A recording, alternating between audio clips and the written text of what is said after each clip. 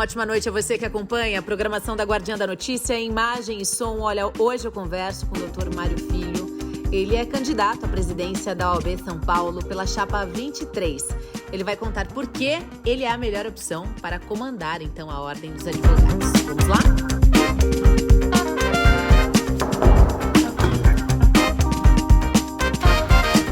Tudo Olá, bem? Boa tarde. Doutor Mário Oliveira Filho, candidato à presidência da OAB? Até novembro, depois eu sou o presidente. Ah, o senhor já... Já sou o presidente. Dia 26 de novembro, eu sou o novo presidente da OAB de São Paulo. Por quê? Porque eu sou o melhor candidato. Posso entrar? À vontade. Licença. Agora me fala uma coisa, posso te chamar de Mário? Deve. Ô, doutor, senhor? E nem senhor.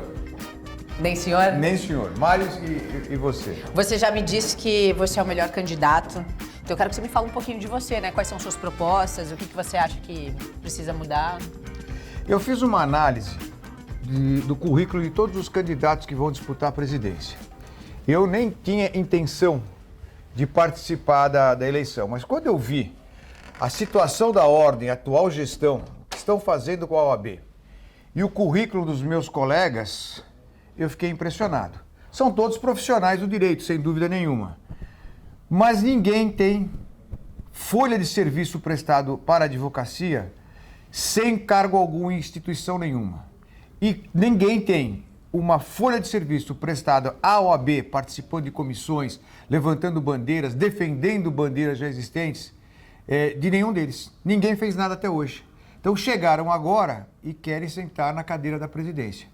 Na atual gestão que nós estamos passando, este descrédito da advocacia, essa falta de representatividade, não é para amador. O senhor tem quantos anos de advocacia? 42. 42 anos.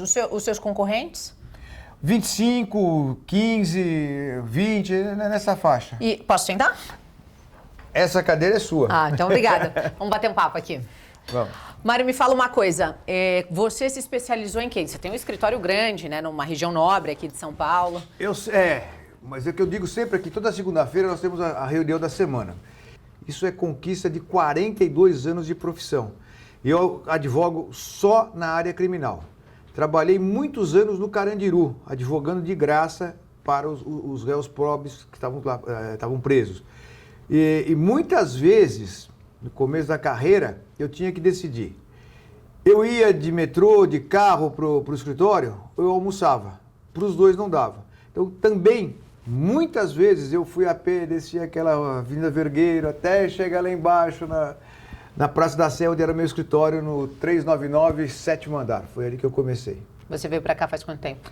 Faz 7 anos, eu fiquei 38 anos no centro. Mas o centro está degradado, né? Então não tem mais como ficar lá. Durante a sua carreira como advogado, criminalista, quais foram as passagens que marcaram a sua vida? Bom, foram muitas passagens importantes, sem dúvida nenhuma. Eu fui para a área do júri, eu comecei no júri. Aliás, fui assistente do Ministério Público no júri. Fui lá para ficar 3 meses, que era o que se determinava, e correr as outras varas. E eu não saí mais, fiquei os 2 anos do estágio, eu fiquei no júri. Quando acabou o meu estágio, em seguida, alguns dias depois, eu já passei no exame da ordem, recebi a carteira, e o presidente do Tribunal do Júri, já falecido juiz Hélio Del Porto, me chamou para ajudá-lo num mutirão que ele tinha de processos parados de réus pobres e presos. E ali eu comecei. Então, esse estágio com o já também falecido promotor de justiça Mariano de Siqueira Filho foi a maior escola que eu tive na vida como parafraseando Nelson Rodrigues, a advocacia como ela é. E daí eu não saí mais. Fiquei no Tribunal do Júri e fui atuando em todas as áreas. Tive um caso muito forte, muito inédito naquela época. Foi a primeira vez que uma mulher esquartejou o marido, botou em 3 malas e jogou no córrego Pirajussara. O crime da mala, na versão feminina. E eu fiz um júri, foram 3 dias de júri, e eu adotei, naquela época, uma tese de defesa que não estava no código, que a gente chama de tese supralegal. Hoje está incluído. Eu estava um pouquinho avançado para a minha época, mas estava bom. E eu absolvi a Iraídes Domingues Vieira, absolvi do crime de homicídio, ocultação de cadáver e corrupção de menores, porque ela teria, o filho da época de 13 anos teria ajudado. Então foi um crime muito marcante, na época teve uma repercussão internacional, e aquilo deu assim, um início da minha carreira, um up. Eu comecei dali, outro tipo de cliente, mais clientes, e sempre trabalhando. Na sua chapa, quais as propostas que vocês acreditam que vá fazer a diferença na próxima gestão da OAB? Olha, eu tenho preocupação com o seguinte, o jovem advogado, que assim como eu no começo, também sofreu. O meu pai era advogado, mas eu fiz questão de não trabalhar com ele. Eu fiz questão, até quando eu perguntava, você é filho do Mário de Oliveira? Eu falava, quem? Que Mário de Oliveira? O jornalista, advogado? Eu falei, não, daí já mudava de assunto. Porque eu sempre, meu pai falava, vem trabalhar comigo. Eu falava, pai, eu nunca vou ser o advogado, eu vou ser sempre o seu filho. Eu não posso. Eu preciso ser o advogado. Eu preciso ser reconhecido como o advogado. E aí eu comecei. Então foi uma época muito bacana. E isso marcou. E eu vejo o seguinte, alguém faz concurso para a magistratura, passa, ele vai para a escola da magistratura, aprender a ser juiz. Faz o concurso para o Ministério Público, vai para a escola do Ministério Público, aprender a ser Ministério Público. Passa na polícia, vai ser delegado federal ou estadual, ele vai para a academia de polícia aprender a ser polícia. E o advogado passa na ordem, vai para onde? Vai para o inferno, porque não tem para onde ir. Vira um inferno a vida dele. Portanto, nós temos a Escola Superior da Advocacia, que está totalmente desvirtuada da sua função e que vai fazer esse papel de ensinar o ofício da advocacia. Eu criei um projeto, um programa, me inspirando na medicina. A tal das residências. Isso não existe ainda? Não. Isso se você for eleito, você vai implantar. Só tem ideias assim quem tem experiência de vida. Então eu sei como é que funciona, como é que o que sofreu o jovem advogado, o que o cara passa para ir numa delegacia sem saber como entra, por que porta entra, com quem fala. Então são detalhes importantes. Nós vamos criar residência em advocacia criminal, residência em advocacia previdenciária, residência trabalhista. Em cada ramo do direito vai ter uma residência. E lá não vamos ensinar as questões processuais, leis ordinárias, não. Como você usa isso no exercício da profissão. Desde o contato com o cliente, como é que você mantém a distância com o cliente, com a família do cliente, o que você pode e principalmente o que você não pode e não deve fazer. Isso vai passar a ser obrigatório para os jovens advogados? Não vai ser obrigatório. Porque a residência na medicina é obrigatória, né? Mas para nós não. Na medicina também é assim. Por exemplo, isso acontece muito com cirurgia plástica. Eles têm a Sociedade Brasileira de Cirurgia Plástica, que o candidato se especializa e faz também a residência. Mas nada impede que um médico sem residência nenhuma faça cirurgia plástica. Tanto que eles pedem, antes de fazer uma cirurgia, consulte se esse médico está inscrito na Sociedade Brasileira de Cirurgia Plástica. Nós vamos fazer a mesma coisa. Inclusive uma campanha maciça para resgatar a figura do advogado. Advogado só quer saber de dinheiro. O médico não. O engenheiro não. O motorista de táxi não. O dono do restaurante não. Nós sobrevivemos disso. Essa expressão honorários, que significa alguma coisa honorífica, é que pega mal. Nós somos vendedores de uma prestação de serviço intelectual. É isso que é o advogado. Ele vende um serviço, ele presta um serviço de altíssima relevância, a ponto de nós estarmos incluídos na Constituição Federal como indispensáveis à administração da justiça. Além disso, além desse projeto da escola? Esse projeto Esse é o principal. É a menina dos meus olhos. Eu tenho duas pontas, o jovem e o velho. Mas antes de chegar no velho, eu vou te contar um outro pedaço. O Estado tem a obrigação de fornecer defensoria pública para os réus hipossuficientes. São Paulo, a exemplo do resto do Brasil, eles não têm condições de colocar um defensor público em cada comarca. Eles transferem esse ônus, jogam nos ombros do advogado. Então tem assistência judiciária, não tem defensor público ali, o advogado se habilita e vai defender aquela pessoa hipossuficiente e a defensoria paga. A ordem tem uma tabela mínima, é a única profissão que eu sei que tem isso, uma tabela mínima de tão empobrecida que está a advocacia. Essa tabela mínima estipula os preços dos trabalhos advocatícios. e o colega não pode cobrar abaixo daquilo porque é infração ética. A Defensoria Pública não paga abaixo da tabela.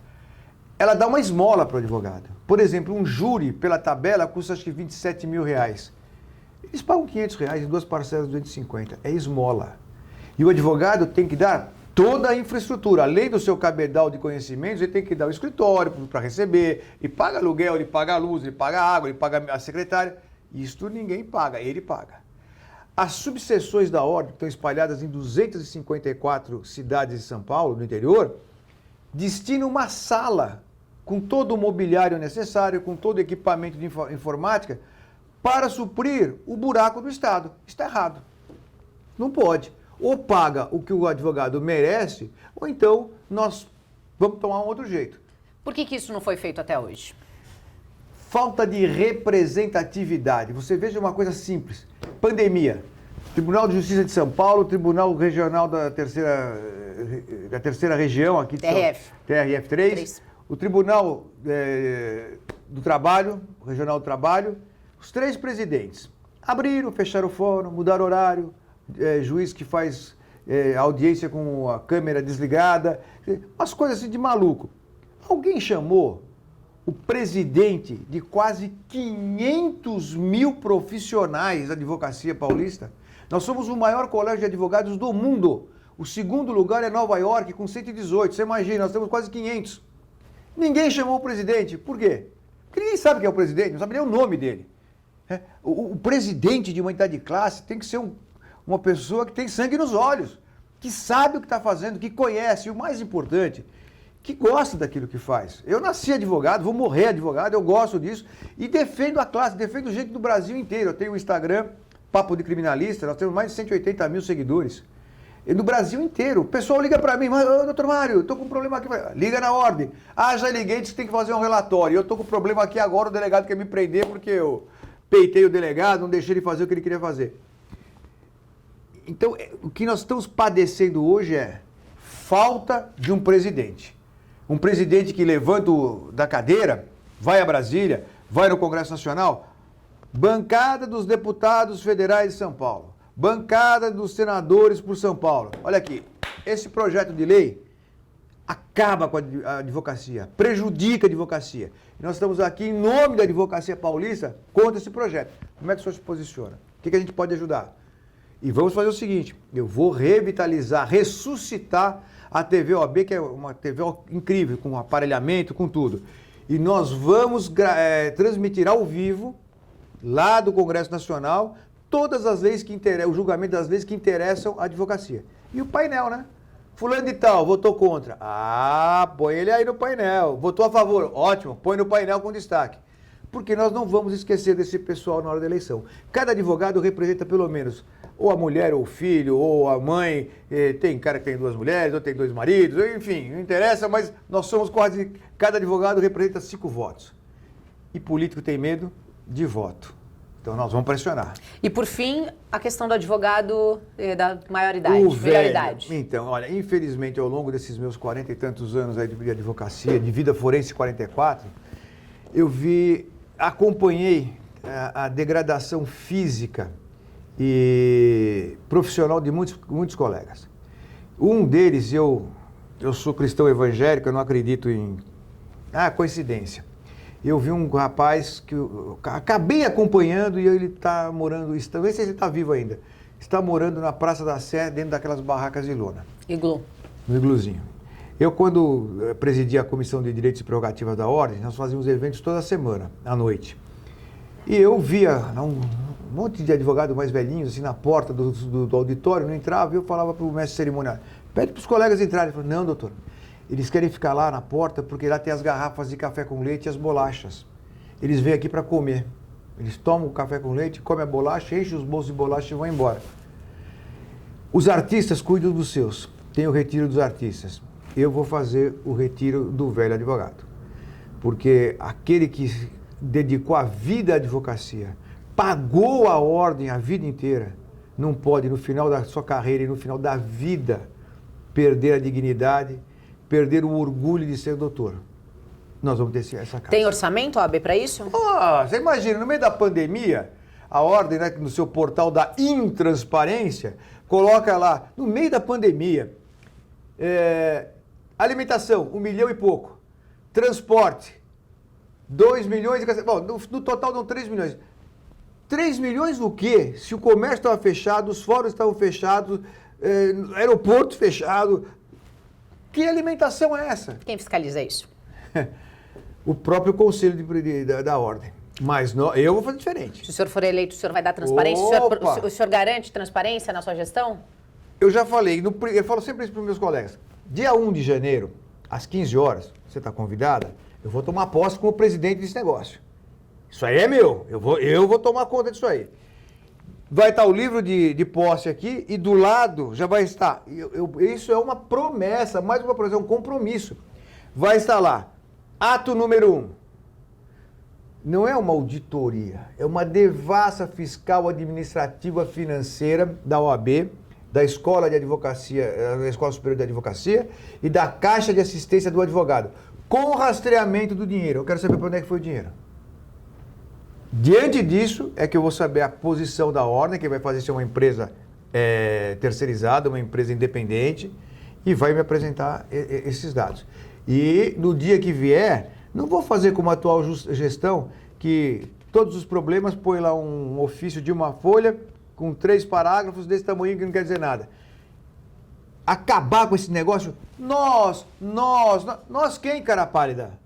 O presidente tem que ter nome, tem que ter cara. É botar a cara, chamar a imprensa, chamar o pessoal que interessa. Olha aqui, esse aqui é a auditoria da Ordem, tá tudo certo, ou tá tudo errado, fulano fez isso, o Beltrano fez aquilo. Estou encaminhando agora para a Justiça Federal para a apuração desses crimes que se houver, vão pagar. Se não houver, que bom, que maravilha, eles ganham um atestado de idoneidade dado por Mário de Oliveira Filho, presidente da OAB. Para encerrar, então, o senhor tem 30 segundos para convencer o seu eleitor que o senhor é o melhor candidato. Bom, se eu não te convenci até agora, meu amigo, não tem mais o que falar. Dia 25 de novembro, você tem um compromisso fundamental com a OAB, com a cidadania e com a advocacia. Vote. Mesmo que não for em mim, vai lá e vota. Porque depois que acontecer problema, você não vai ficar com aquela cara de cadê a OAB? Você faz a OAB, não é a OAB que nos faz. Nós fazemos a OAB. Te dou uma ideia, chapa 23 e vamos mudar isso aí.